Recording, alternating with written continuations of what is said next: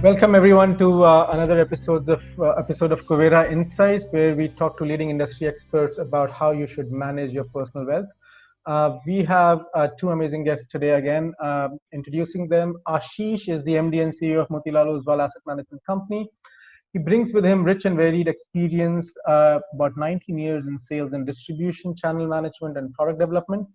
He's been instrumental and a flag bearer in the journey of Motilal Oswal AMC from 1,000 crores to 40,000 crores in the last 6 years.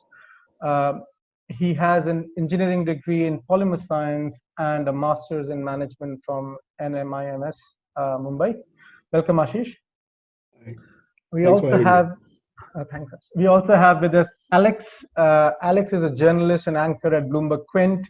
Over the past 10 years, he has reported on a wide array of sectors from banking and real estate to auto and aviation. That's a really nice spread. At Bloomberg Quint, he is responsible for everything personal finance. I recently did a podcast with Alex, which was actually very well received, and I had a lot of fun doing that. So welcome, Alex, again on Kuvera. So today, gentlemen, what we're going to be discussing about is, multi-asset portfolio. It's something that everyone talks about. Very few people practice it. People do get so tied up in that whole greed and fear game.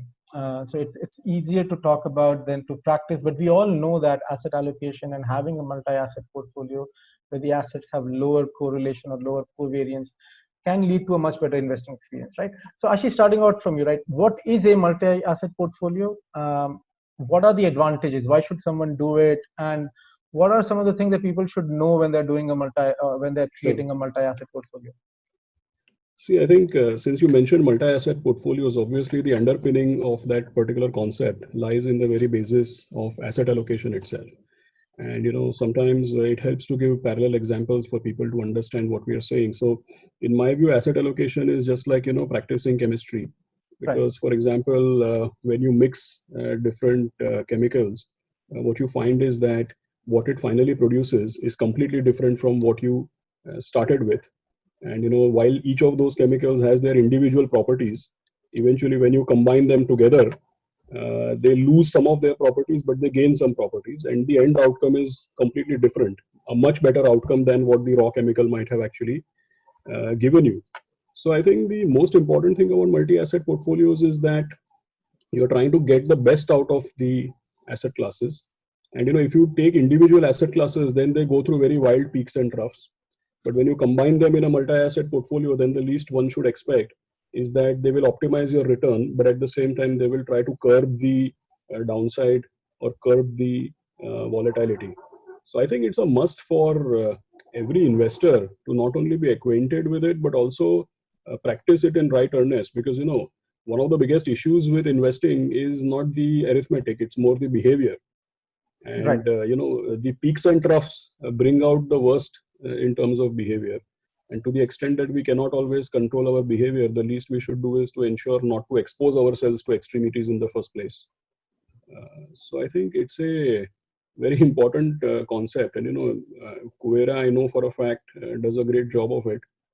That's a great service for investors to avail of, actually. Thanks, Ashish.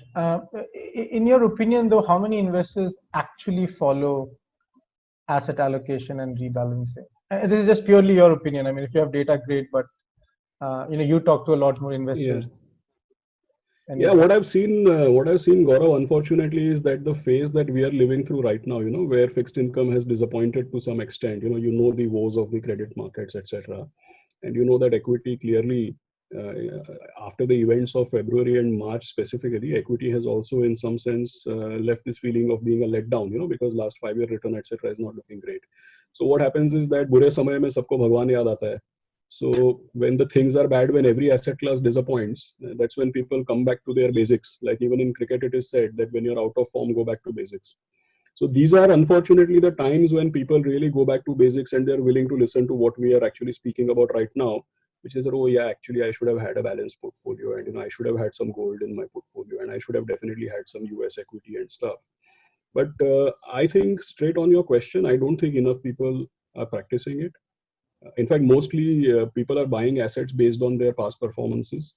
And when the going gets bad, then they realize the value of having a multi-asset portfolio or a well-balanced portfolio.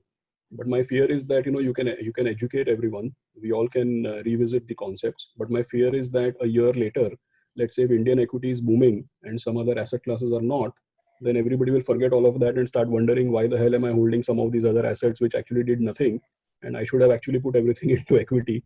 So people Right. swing in their beliefs. No, fair enough. And I think, Alex, that also comes down to the point of, investor behavior is very, very critical to investment success, right? So I think Yeah.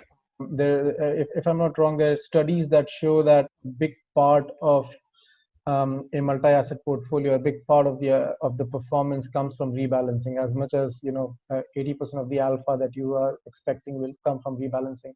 And just to quickly explain what rebalancing is, that say you have a portfolio which is 50% equity and 50% debt. The equity market rallies, and suddenly your portfolio is now 70% equity and 30% debt. All that rebalancing says is go back to your original 50-50 split. So you will be always in a rebalancing, you will be selling the asset class that has done well in the recent past and buying the asset class that has done worse in the recent past to go back to your asset. And this is where the point that Aashish raises, and Alex, would be good to know your opinion about, is that rebalancing essentially tells you to sell the asset class that has done well in the recent past, while the bias is always to buy. How do you think most investors, think about this construct? So from the interactions, Gaurav, that I've had, and in fact we've spoken about this with Aashish as well, when I think we did a conversation on BQ Big Decisions, which is a podcast on index funds, and the tendency that most investors have is to rush after the asset or the product that gives you the best returns, and that's based over the last 1 year or so. So if we're talking about recency bias, that's essentially what most people tend to do, and which is why, as both of you have already pointed out, very few people actually have a very well balanced portfolio. I think that's something that Bloomberg Quint strives to communicate on a regular basis. I think if you listen to Neeraj when he talks about even equity portfolios with the guests that he has on board, he talks about the recent performance of Reliance Industries and the fact that it has dragged the Nifty. And if you were holding maybe one or two of those stocks, you may not have gotten the entire sort of return that you would have gotten if you were holding the Nifty. Which is why if you have a well-balanced portfolio, you might actually end up having a much better return than you would if you were holding a single asset or a single product.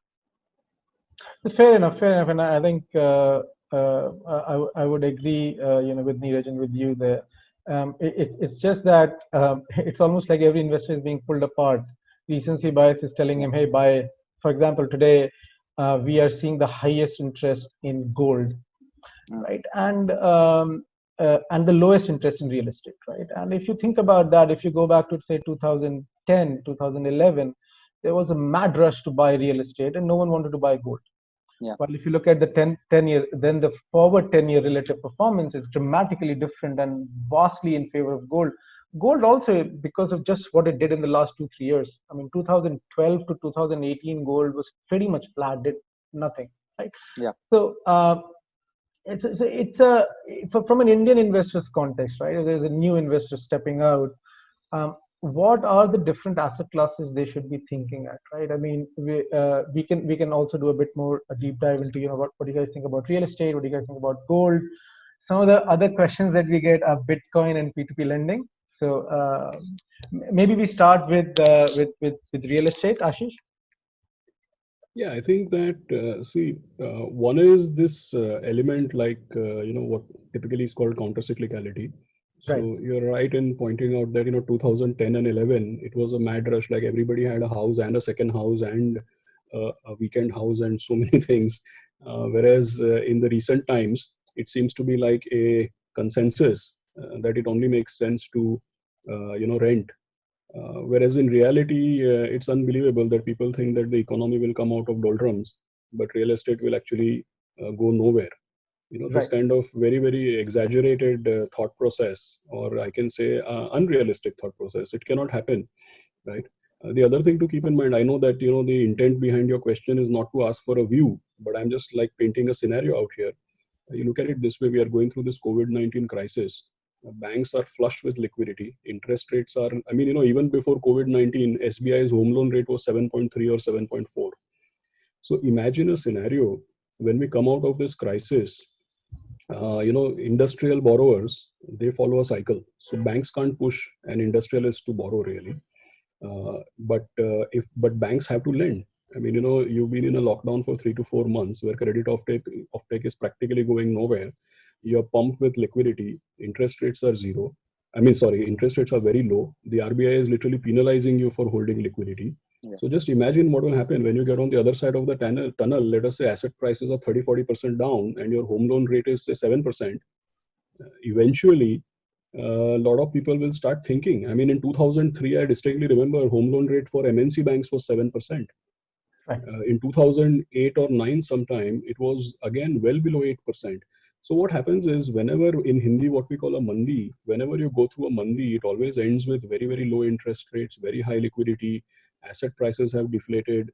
And then, something which you used to think is outlandish might actually end up happening. So this was just the painting the scenario kind of thing. Look, I'm not trying to give views, but I'm just telling you I've seen this happening 2 times in the past, and I won't be surprised if it happens 3rd time at the end of economic cycle. But on your important point, it has to be it has to be part of your asset allocation. I don't think one thing I've learned about investing is that there are no conclusions. There are no foregone conclusions. There will be leaders and laggards, but there are no perpetual winners and losers. So I have a small point here when we're talking about real estate, because I think what the tendency is when you talk about the sector, having also looked at and covered the sector in the past, is that the tendency is to look at a pocket of real estate. Maybe you talk about Delhi NCR and you talk about Mumbai and you try to extrapolate that to the rest of the country, which is not the case. So if you're talking about affordability of housing and you talk about Mumbai and you talk about certain pockets of Mumbai. So if you talk about Mumbai itself, you have South Bombay, which is a very different picture from the suburbs. You talk about Borivali or you talk about Andheri, which is a very different concept, right? So if somebody might still be able to afford a property in Borivali, and the type of borrower and type of buyer of that real estate would also be very different. So in my opinion, if you're looking at real estate, you would also need to look at the end use of real estate. If you're looking at it in terms of an investment and you're looking to turn that over in maybe 15 to 20 years, perhaps, I think at this moment, depending on where you want to buy it, you need to seriously have that conversation about where you expect prices to go, because definitely over the last 5 years, you've had a situation where prices have actually gone nowhere in certain markets. Of course, in markets like Palgad, in markets like Pune, in markets like Bangalore, you've still seen an increase in the prices. But in markets like Bombay, in markets like certain markets like Delhi, you haven't seen a sharp increase in prices of real estate. So therefore, as an investment class, perhaps it's not done as well as certain other classes. See, I mean, that's a very fair point. But I mean, I'll just like to say 2 things here, right? I mean, asset allocation and to a certain extent a multi-asset portfolio. The whole idea is that you don't spend too much time on returns and also in predicting where the will go. Having said that, one point that you brought out, which is true for real estate investing, and I also believe that, is it's a very hard asset class to diversify. Most people will be able to buy 1 house, maximum 2 houses in their lifetime. So the ticket size. Because of the ticket size, exactly, because the ticket size is so big. So in effect, you are to take very, very concentrated bets. And like you rightly said, location always matters. But if you get the right location, your returns will look dramatically different than if you don't. Having said that, I think technology can play a big part here. I think there will be a whole slew of partial ownership in real estate, which will make it easier for you to kind of diversify your real estate holdings. And so coming back to some of the other asset classes, right? Do you think gold, Bitcoin, and P2P lending has any place in an investor's portfolio in India, or are there any other asset classes you think that the Indian investor should think of outside of just equity and debt? Is that question to me? Sure, Alex. Yeah, please go on. So I think P2P lending, you mentioned P2P lending, it's huge in China. It's something that the RBI, I think, is looking at on a consistent basis. Very recently, the limit was increased, if I'm not mistaken, and you can lend more on a P2P lending platform than you could earlier. However, I don't think a lot of people, and this is purely from the theoretical standpoint, I don't think people really understand the risk that they're entering, because if you just look at the concept, it's people lending to people, and people only lend to people when the people who are borrowing are not able to borrow from banks and other financial institutions, and they're not able to borrow from banks and financial institutions because their credit worthiness is not at a certain level. So if you're expecting higher returns, you need to understand that the risk involved in lending to those individuals is significantly higher than certain other asset classes. So if you have the expectation that the risk is perhaps as high or maybe higher than equity, then you're going into it with your eyes open. But if you're not, then perhaps you're not. So as an asset class, it makes sense, but you have to size it correctly and be very cognizant of what's called adverse selection, which is basically the most credit hungry people will come to that. It's an unsecured line of credit with very little checks and balances. So fair enough. Any takers for Bitcoin? Or do you want to pass So that? I'm frankly not very knowledgeable on that. Maybe, if you have a view, maybe you can educate us a little bit, honestly speaking. We don't have to, but I mean, I see. We've had this conversation recently about Bitcoin, right? And I think there is a debate going on right now whether Bitcoin is an asset class or whether it's a currency. The more and more it gets regulated, and the more it gets regulated by different central banks as an asset class rather than as a currency of exchange, the more this question will come up again and again: is that should we invest in Bitcoin as a counter-cyclical asset class? And to a certain extent, Bitcoin is showing some of the same lower correlations, some of the same kind of, as a hedge against currency, as a hedge against bad economic times that traditionally gold held, but now in a digital format, which can hopefully be transported and monetized more easily. Yeah, to the extent of what is happening with US and to the extent of what can happen, doomsday theories about US dollar, then definitely I can relate to what you're saying actually.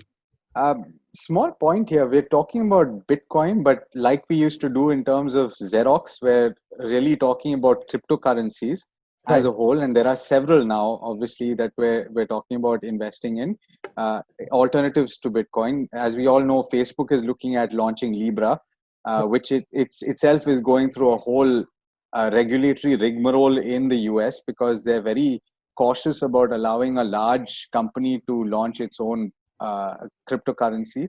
I think the RBI's view is very conservative when it comes to Bitcoin, and there was a bit of a regulatory ruckus here in India as well. It went to the courts and all of that. It was banned for banks to really allow or facilitate the buying of Bitcoin. So I think in India, perhaps we have to wait for the dust to settle and for the regulatory air to be cleared somewhat for us to, in my opinion, have a very clear conversation about the merits of holding it as an asset rather than something that you simply use to transact. Of course, the valuing of that is something that you can have a conversation about separately. So in my opinion, I don't think you should consider cryptocurrency a major asset class at the moment in India. Fair enough. So I think if I had to summarize really quickly, real estate, gold definitely makes sense. P2P lending, just make sure that you understand what the risks are. Bitcoin maybe a bit too early to call. So coming back to debt and equity, coming back to kind of the biggest piece of your asset allocation should be debt and equity. So the second part of it is, so say someone is convinced that, hey, I want to do asset allocation within the equity class and within the debt, and also equity and debt, then what should drive an investor's asset allocation decision, right? I mean, so Aashish, how should an investor think about how much equity should I own, how much debt should I own? There are rules of thumbs there. What would be your advice? See, two approaches to it. One clearly is, this whole goal planning, in terms of what are you investing for? Like, for example, why are you investing if you don't know? Then how can you know where you will invest? And because a lot of times I have seen is that the starting point itself is wrong, because the starting point is, typically when people ask their friend or someone, or they read somewhere that this looks like a good fund or this looks like a good thing to buy. So I think one needs to really step back and first think that why am I investing? And what to what end, actually not even why, to what end is the right question, that to what end am I actually investing, and what are my expectations from this investment, and what should it do for me? Because then that will determine, what kind of return you require, and what time horizon you have, etc. And then that will be mapped to the appropriate asset class. Funds and stuff comes much later. Once you've decided all of this, then the fund is just a way of actualizing what you have actually already decided. So that is one thing, that to what end you're investing. Second thing is that, how much of, when you're investing, how much of volatility can you actually tolerate? Because irrespective of your goals and expectations, what I've seen is that when people set out to achieve certain goals, along the way, if the path is rickety, they just can't digest, they just can't digest 100 rupees becoming 80, 85, 90 along the way. So then, irrespective of what goal you set out to achieve, if you can't tolerate 100 becoming 90, then that's a very different discussion altogether. Then maybe you need to recalibrate or come to real terms with, what is achievable. It's not just money, it's also your psychology that, okay, while I would love to achieve 1, 2, 3, 4, 5 things, but along the path, what all comes with that journey, I just can't handle it. So then, I think, so long story short, I think what you are investing for, what return you expect to get for that, and how much risk you are able to tolerate. I think these are 3 elementary things. Setting the expectations, right? Sorry, Gaurav, it just struck me right now because Aashish and I were sitting on stage at an event that Bloomberg Quint did, and I encouraged people to think about the goals that they wanted to achieve, financial goals. And there was the first answer that we got, in fact, was, I want to generate alpha in my portfolio. And Aashish, I saw the expression on his face, and he was a little stunned, but also he had, I think, expected that, because a lot of people say, wealth creation and I want to generate alpha, and those are the kinds of goals that they set for themselves, but they're not really financial goals. See, right? that was actually, frankly, Alex, that's more a comment on how we guys conduct ourselves, because look, what that told me is that there's a guy out there who's seemingly very knowledgeable, but doesn't know the application of the concept.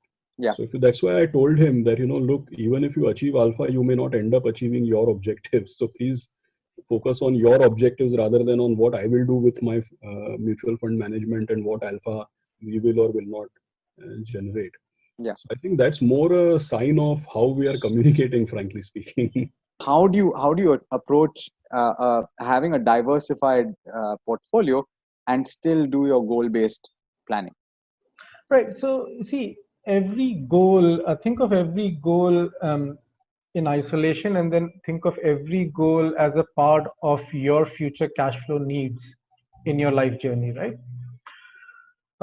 Simply put, say 3 years down the line you want to buy a car, 10 years down the line you want to buy a house, then I'm just talking about the big expenses, then kids education, then kids marriage, then your retirement. Let's say like these 5 are the big ticket items that you have to think of, right? And you can throw in a few foreign vacations in the mix if you so want to. Now, once you have that panned out, right, you can think of every goal and say, okay, this goal is just 2 years away. So for example, let's start with 2 goals, because that will make it very, very simple. This goal is 2 years away, so I should be 90% in debt and 10% in equity.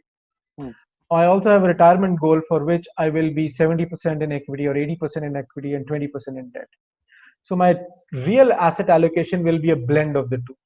Yeah. And it will be weighted by what's the size of my 2-year goal and what's the size of my retirement goal. So mathematically, there's also a concept called the unified goal planning. So unified goal planning essentially does this. Essentially, what unified goal planning does is it looks at your cash flow as a continuum rather than looking at your goals in isolation. Because the one thing that we have also noticed is that goals change. Right. A goal you have today it's also an aspirational thing. There are some goals that will never change. Retirement is a goal that hopefully the only thing that changes is that you have to prepone it, or that you are able to prepone it. But hopefully, other than that, nothing. You want to be able to maintain the lifestyle you want to maintain when you retire. So unified goal planning helps you achieve that. As your goals change, the mix of say equity debt that you need to hold for each goal will change, and that will change your blended equity debt in your overall portfolio. But you still have a very well diversified portfolio. See, in fact, if you think about mutual funds and ETF investing, there's also a concept called the two fund separation theorem. Effectively, what it means is that to reach any objective, right? So say you have a 5-year goal or a 10-year goal. To reach any objective, investors only need an ideal equity portfolio and an ideal debt portfolio. Then the portion of the equity portfolio or the debt portfolio that every individual investor holds depends on their risk appetite, their goal duration, and that's it. But the portfolio itself doesn't change.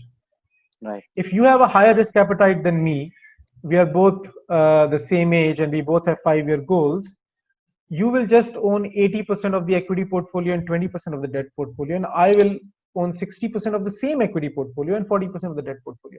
So asset allocation itself can be a very powerful tool for risk management as well. Yeah.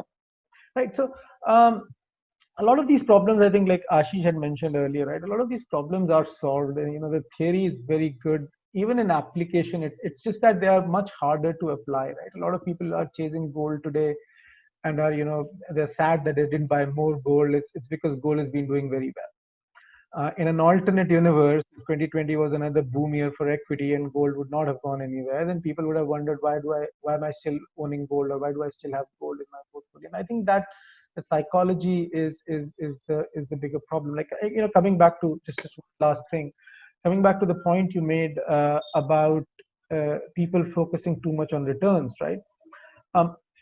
A return-based story that has been mostly sold to investors, right? What do investors hear? Hey, this investor made 30% returns. This investor makes 20% returns. This investor makes 50%.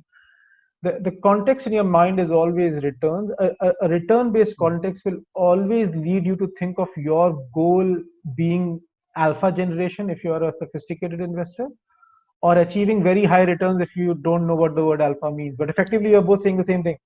Yeah. Actually, I was sorry to interrupt you. Sorry, I was just picking. I just realized something. I was in a conference, and there one of the speakers said this very interesting thing. He said that mentally, right from childhood, we are not wired to accept an average number. See, because when you, for example, amidst all the fabulous claims of success and the great equity mutual funds that managed and the star managers that are out there, if you tell someone that just buy the market, just buy the index, and then say why, because some will have alpha, some will not have alpha, so might as well settle for the average. That's the indirect communication, right? People don't like that. They want to be they want to ride the wave, and they want to be at the crest of every wave that will come forth. And the same way, I think it applies to this whole asset allocation logic also, because if you tell someone that look, at the right time you cannot have 100% gold, and then at the right time you will not have 100% equity, it's not possible. So why don't you settle for the average? Now this implicit communication that I would prefer that you settle for the average, I think people don't find it palatable. That come on man, there has to be a way to ride the wave. I mean, how can I settle for the average, right? Market timing argument. Just at the right time you switch to 100% gold. Yeah, like our chairman also says, there's no just-in-time investing. It doesn't happen. You have to allocate, and you have to wait, and you have to imagine that our hypothesis will play out. There's nothing called just-in-time. Ashish, talk about the recent run-up, right? If you're talking about when the Sensex rebounded from sub 30,000 to 32,000, and people got jittery saying, how is this justified? And on what basis is the market running up? And they actually pulled money out of equity and they put it into debt, saying, boss, I will enter again when the market goes down below 30,000 again. And now we're talking about Sensex at 35,000 plus. So you can't possibly time the market, right? Actually, there is this realization is missing, that when you try to when you try to ride every wave, and when you try to catch the extreme on the upside, the realization is missing that you're quite likely to catch the extreme on the downside. Trust me, I actually encountered, around 23rd or 27th or end of March sometime, I was in office and I spoke to an investor who had withdrawn every single rupee from his Indian equity portfolio. Wow. And then he was telling me that I'm waiting to time, I will invest in US. And to the best of my information, he has neither, so he redeemed equity in the end of March, and to the extent that I'm updated right now, I'm reasonably certain I don't think he ended up investing outside either. Wow. So he got the worst. So in the attempt to catch the extremes, look what has happened. He caught the bottom here, and he never caught the bottom elsewhere. So now the money is in cash, and both sides are completely missed out. Yeah. And now there's the pain of reinvestment, because reinvestment now is a painful process, because almost foregone gains that, hey, I missed out on a 28% rally, will be looked upon almost equivalent to a 20% loss. So it becomes very hard to pull the trigger, and then you always keep thinking, no, the same level will come again, the same level will come again, and I'll enter the market. And so you see, there's just so many behavioral biases, right? I think return is definitely one of them. Every individual also has that overconfidence that if no one else has done it, doesn't matter, I will be able to. Yeah. But then the other aspect, Gaurav, is I think that people tend to put too much stock in certain individuals. So, for example, I remember very clearly that everybody was waiting for Warren Buffett at his annual general meeting to comment on where he sees the market going. And I remember the stories that emerged from that is that Warren Buffett to sit on cash.